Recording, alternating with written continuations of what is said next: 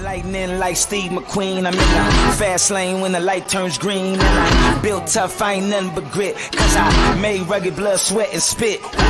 Yeah, like a horse I fly. Better push yourself in for a bumpy ride. I like to play hard, but I work harder. And I weather the storm cause I'm built stronger.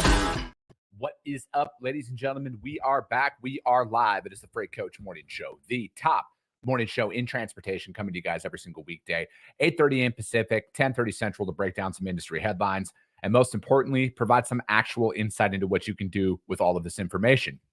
If this is your first time tuning in, welcome. This is the real side of freight, ladies and gentlemen. And I say that before every single show, and I think this especially holds more true now than ever, as this is brought to you by transportation professionals for transportation professionals. Anybody who appears on my show or my twice-a-week long-form podcast is active in the industry, you guys, because we want to put information out there that you can apply, utilize, and see a meaningful difference in your business and your life.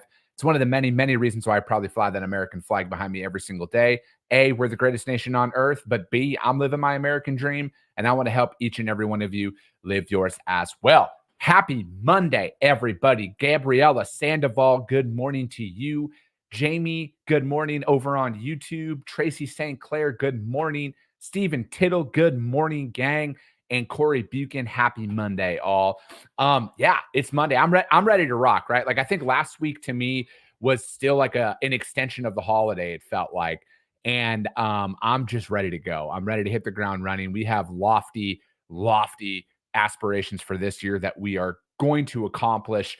But it just seemed like last week nobody wanted to admit that the holidays were over and it was time to get back to work. But you know what? Here we are. We are hitting the ground running. John Radvansky, good morning, folks, from rainy Texas. Yeah, John, it's like 38 degrees out here in Arizona right now. It is ridiculously cold, but you know, you got to take the good with the bad. But yeah, this week, you know, it's starting off great. Right? So again, like, the reality is, you guys, it takes a really, really long time to get somebody's attention. And I finally got a response from somebody who I'd been prospecting now for the last like 2 months. Right. And I finally got them and they sent over some lanes for us to quote on and everything. And here we are. Right. And I'm bringing that up because no matter what, do not stop following up. Okay. I think it's very important. And then how you're reaching out to people as well is very crucial. So I never talk price ever. I don't even talk that I can save people money or anything like that when I'm prospecting shippers, right? Like, I specialize in open deck and heavy haul. Therefore, I'm only going after a segment of shippers that are out there. And, you know, out of everybody that I onboarded in this last year, I never once mentioned pricing or access that we have 50,000 carriers in our net. I've never mentioned anything like that, you guys. It's always intricate. It's always to the point. It's about their product that they are shipping. And here we are, you know, like, again, there's no mistake with that. There's no like, people don't just reply for the sake of replying. Not in most instances, right? Like, yes, there are shippers out there who will, hey, let me add you to this RF, or let me add you into our daily load list and everything. That does happen, but generally that happens on the very first outreach. And, you know, here we are. And I'm just, again, I am not going to stop following up with people, and I'm just going to keep doing it, right? Like, I don't think that there's ever a bad time to sell. Yes, there's some tone deaf situations, like, you know, between Christmas and New Year's, I didn't solicit or send out any solicitation emails or make any phone calls between then, because, like, I get it, but I'm also just very focused on that, and I'm going to continue to push that this year, you know, no matter what. So it's like, don't stop following up, right? And, you know, we're already getting freight awarded to us from some of the stuff that we were quoting out here over these last couple of weeks. And you know what? It's going to shape up to be a very, very great start to the year. And all of that boils down to us and me not paying attention to what anybody else out there is saying who's not actively trying to build a business, right? And I think that that's one thing to really, really pay attention to. And I never am going to try and sit here and say that I have the answers to everything, because I don't.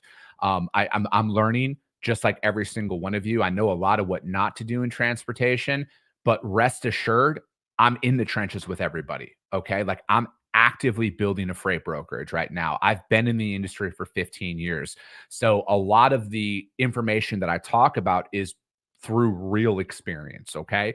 So as you're out there following other individuals in, the entrepreneur space or the business space or the freight space and everything else, take that into consideration. Are they actually in the industry or are they just talking about the industry? Because, again, and I'm not saying any of the information that some people out, like I'm not trying to single anything out, but I'm just saying there's a massive difference between theory of what you might do in a situation or what you have done in the past and as opposed to what you're doing today, because things are changing right now, right? When you're going out there and building your book of business up, you don't have a ton of contracted freight. You don't have a ton of set lanes to work on. It's a grind, right? It takes a lot of effort to get out there and get in front of some people. So keep that in mind as you're looking to start this year on a high note, because I'm not stopping you guys, and trust me, just get after it. No matter what, get after it. Let me see here. You got snow in the 208. That sucks. That sounds miserable. Sam Hunter says, according to a survey by the Brooks Group, 80% of sales require 5 follow-up calls after the initial meeting, yet 44% of salespeople give up after just 1 follow-up. I'm actually surprised it's that low, Sam. That 44% give up after just 1. I thought it would be way higher than that. It's, I just think that, and Sam brings up a great point here. I think people highly underestimate how long it actually takes to onboard customers. They underestimate how long, and then what you need to bring to the table in any freight market, let alone one right now. It takes a ton of work, and then you got to be willing to do what others are not willing to do. And a lot of people aren't willing to go on price. They're not willing to meet face to face. They're not willing to step outside of their comfort zone. They want to sit behind an email or sit behind a phone. Do what the opposite, like whatever the mainstream narrative out there, you guys. And this is just something, again, I don't know everything, but I'm coming up on being self-employed here for 4 years. I've applied this strategy. If everybody is saying run to the right, turn around, sprint to the left, because that's where all the answers are. That's where all the success is. Okay. The majority of people are wrong, but Sam here is definitely right in his assessment. So appreciate you, Sam. Zena, good morning from Avanza. Happy Monday. April Maroney, what up? She says, good morning. We're seeing more contracted lanes coming through. Let's get it. I love that, April. Keep getting it out there. Frank McCabe, a foot of snow in New England. A foot of snow and a new head coach for the Patriots, probably. I'm kidding. I don't know for a fact. I just was watching the football yesterday. Corey Buchan says snow in Montana, plus it's only 7 degrees. That sounds absolutely miserable, Corey. Bill McIntyre, what's up, brother? Good to see you, man. April Maroney says, a few years ago, I could onboard in a matter of a month or so. Now it takes much longer. I have customers that have taken almost a year to get into. Just stay consistent if you want it. That's a fact, April. And, I always, because like my good friend Chris Brewer with River City Logistics, he's been on the show a bunch of times, and him and I talk about that often. Like he's got prospects, and I've got people now that I've been prospecting for over a year. Still haven't got anything back from them, but that's fine. And I'm gonna keep that up because I'm not stopping. Jeff Dickinson, what is up, man? Thank you for tuning in. All right, you guys, let's get into some articles here. Let's break down some headlines. Also, I'm going to be putting out some more market-based data as well about kind of what's going on from a numbers perspective about load to truck ratios and everything else. And also kind of talking more about what some of the data is that I personally look at when we are prospecting customers, and when we're out there looking for long-term pricing for when it comes down to going in there from a business development standpoint, because I truly feel that at the end of the day, bringing consistent pricing to your customers early on is what's going to get you more and more lanes. So I'm going to start talking about that more here. I'm trying to develop this show, not necessarily on the fly, but I'm trying to bring some more of that angle out there for it. Frank McCabe says, how do you figure the sales cycle prospecting to onboarding, any areas that should be quantified in the sales process that could help streamline the sales. I don't think, like, honestly, Frank, I truly feel like it's dependent upon the prospect. I truly feel like I don't believe in luck, but I think it's the luck of the draw. Did you find somebody who is actually in need of what you're bringing to the table from a freight perspective? Because I've had some sales cycles that have taken like 18 months, and I've had some that have taken as less as 30 days, man. And it was the exact same strategy on both ones. So I think it depends on what situation your prospect is finding themselves in that moment, man. I like, that's just where my gut is. Frank says I'm a Giants fan, so the Pats can do whatever they want. Nice. All right. First article we're going to break down. And as always, you guys, all the articles that we do break down, I put the links up there on the Freight Coach YouTube channel, as well as the Coffee with the Freight Coach audio only replay, which is going to be available on iTunes and Spotify almost immediately after the show, you guys. First article is ttnews.com. Driverless truck companies hoping to ditch human co-pilots. Aurora, Kodiak, and Gatik all looking at removing safety drivers in 2024. Driverless trucks with no humans on board will soon cruise Texas highways if 3 startup firms have their way, despite objections from critics who say financial pressure, not safety, is behind the timetable. I don't disagree with that. After years of testing, Aurora, Kodiak, and Gatik expect to remove safety drivers from trucks that are being guided by software and an array of sensors, including cameras, radar, and LiDAR, which send pulses of light that bounce off objects. These companies have already hauled cargo for big names such as Walmart, Kroger, FedEx, and Tyson. At the end of the year, we anticipate getting to the point where we begin operating those trucks without drivers on board. Who is said Chris Urmson, excuse me. He is the co-founder of Aurora, said in an interview. All the companies say they are ready to deploy the technology, though they know there is little to no margin for error. The risk is worth it, they say, because the technology promises to improve highway safety and lower transportation costs. Detractors say the companies have incentive to reduce the losses that investors have been facing during the during the development and testing phase. And then we are concerned about the lack of regulation, the lack of transparency, the lack of comprehensive data collection, said Kathy Chase, the president for Advocates for Highway and Auto Safety.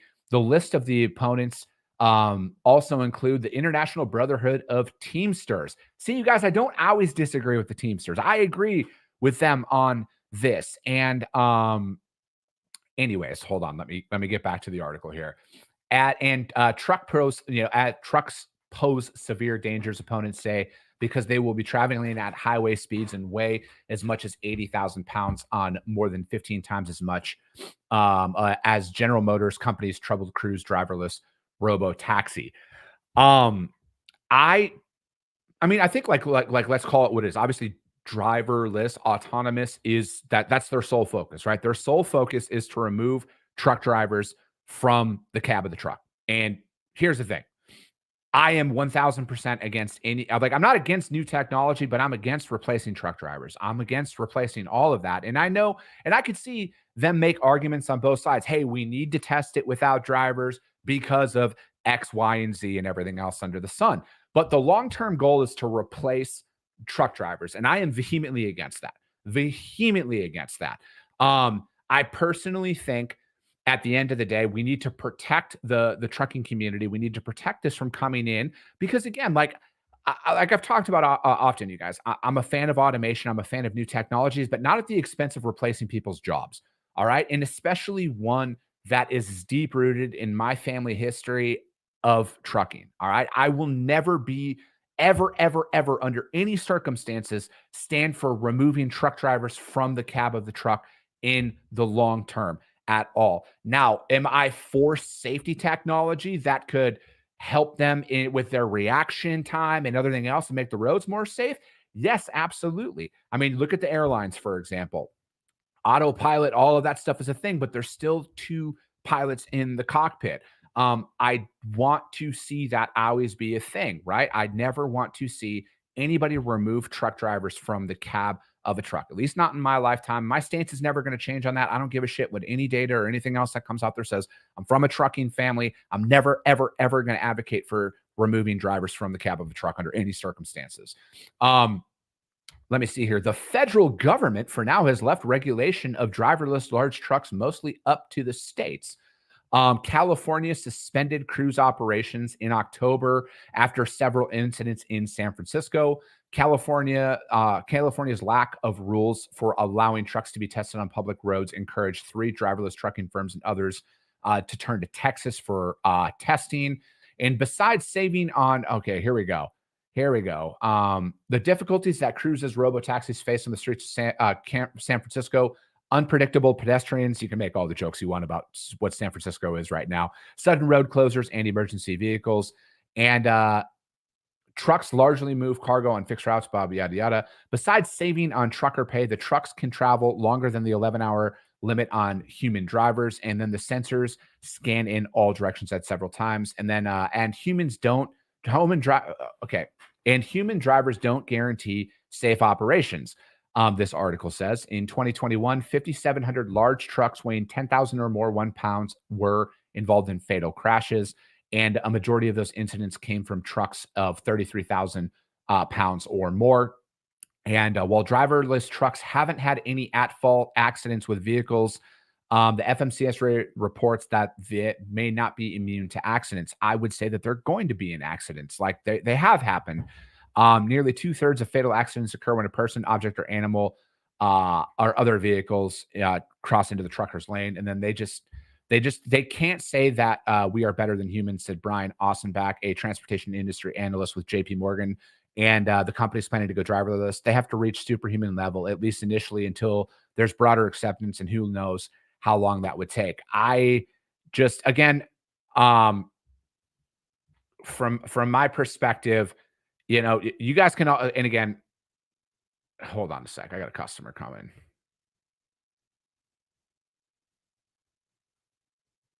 Sorry, guys. Quote coming in. I just do not, I'm just not going to stand for it. All right. I'm not going to stand for it. There's so much that's up for debate, right? Like, who's going to really be at fault when it happens, right? Because it's like with everything, it's never a matter of if, it's when they hit and kill that first family. All right. When the autonomous truck fails, because things happen, right? Like, I mean, shit, look at what happened this past weekend, for example, which, I mean, the Boeing MAX planes have just probably all have to be grounded now after that incident. But traveling by air is hands down safer than any other form of transportation by a lot. And, you look at that, but things still happen, right? And I truly feel like there is a big rush out here to put this stuff out there. And I understand that you inevitably have to test without drivers in the cab, but I just don't stand for this. I think that this is a last ditch effort. I'm not for it. I'm not for it at all. TT News, it's a good article. Driverless truck companies hoping to ditch human co-pilots. And then Frank McCabe says, wait until the autonomous system gets hacked. Yeah, exactly. Then there are consequences to the new technology. There's a lot of stuff out there, man, that is still yet to be unseen. Zach Lonergan says, you hit it on the head. I'm a firm believer that technology that is designed to replace a human should also design in a human element. If the economy is just computers talking to computers, it becomes entirely pointless. Yeah, wholeheartedly agree, man. Wholeheartedly agree on that one. Let me see here. All right. Next article we are going to get into is from Reuters, Reuters.com. And this says Trump meets Teamsters chief as union weighs presidential race. Donald Trump met with went with the head of Teamsters on Wednesday and made plans to meet with rank and file members later this month as he seeks the 2024 Republican presidential nomination. I think let's call it real. He is the nominee. It's just not official yet. Sean O'Brien, who is the president of the International Brotherhood of the Teamsters, and Trump had an in-depth and productive discussion on worker issues most important to the Teamsters union, the labor group, said out there. The meeting comes during the campaign in which the U.S. economy is front and center, with unions seeking to capitalize on the historic shift in labor market and securing a wave of recent labor deals with support from Biden. Biden, who's quashed Trump's reelection bid his reelection bid in 2020, has touted his union bona fides for decades, is likely to face Trump again in November. And then there are serious issues that need to be addressed to improve the lives of working people across the country. And the Teamsters Union is making sure our members' voices are heard as we head into a critical election year. And Trump posted on Truth Social, calling the dinner meeting great and adding, looking forward to more important discussions about this. And I mean, I agree with Sean O'Brien here. There are serious issues that need to be addressed to improve the lives of working people across this country. I wholeheartedly agree with that statement. I truly do. I personally don't think it's necessarily in the form of more unions, because in my opinion, more unions is just a guise of big government in that. But I truly, yeah. But I agree with his statement there. He also pledged to meet with union workers and other Teamsters officials at a January roundtable.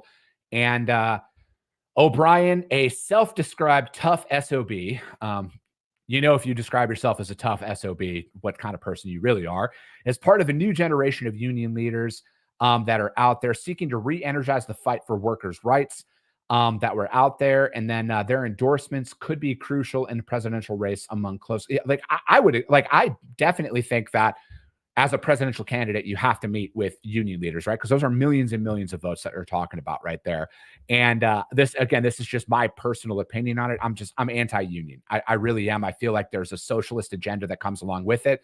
Yes, I am all about fair compensation for workers' rights, benefits, all of that. I am all about that. I am not saying that I want to reduce anybody's pay, but I just think that the union has a track record of, when they get their claws in businesses, those businesses failing within a pretty alarming rate without getting bailed out too, right? So again, this is the thing. Like earlier this year or last year when they were going on about with Yellow and the Teamsters, they both got bailed out by the government, right? So again, we just do more surface level things. Government employees, unions have pushed back on Trump's proposal to strip federal worker protections as part of his plan to gut civil service and install loyalists. That's out to end the article, you guys, which came from Reuters.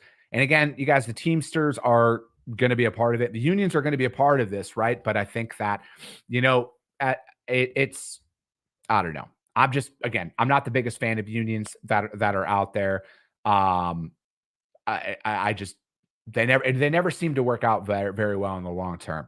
But Trump met with them and, with Sean O'Brien. And again, I agree with his statement out there that there are some serious issues that need to be addressed to improve the lives of working people across the country. That is a fact. I think that our economy and everything else speaks for itself right now.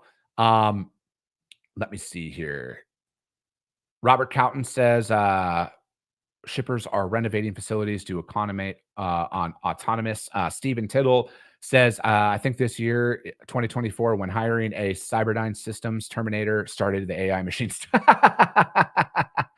You are that's a fact, sir. Steve Hunt, watching over on YouTube. What's up, man? He says, CDN, congrats on 8 years at SPI.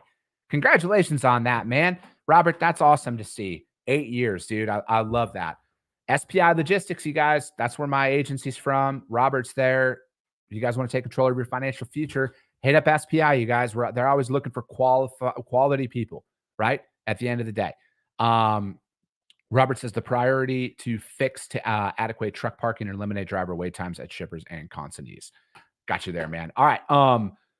Third and final article that we are going to break down here today is going to be from the JOC, and it is it's about jobs, trucking jobs in the industry.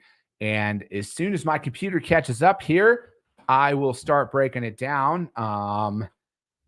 Yeah, it's joc.com. U.S. trucking workforce on edge of seasonal cliff after losses. For-hire trucking companies ended 2023 with fewer employees than when it started. The last time that happened was in 2020. The December data supports the increased likelihood of further layoffs and capacity reductions in early 2024.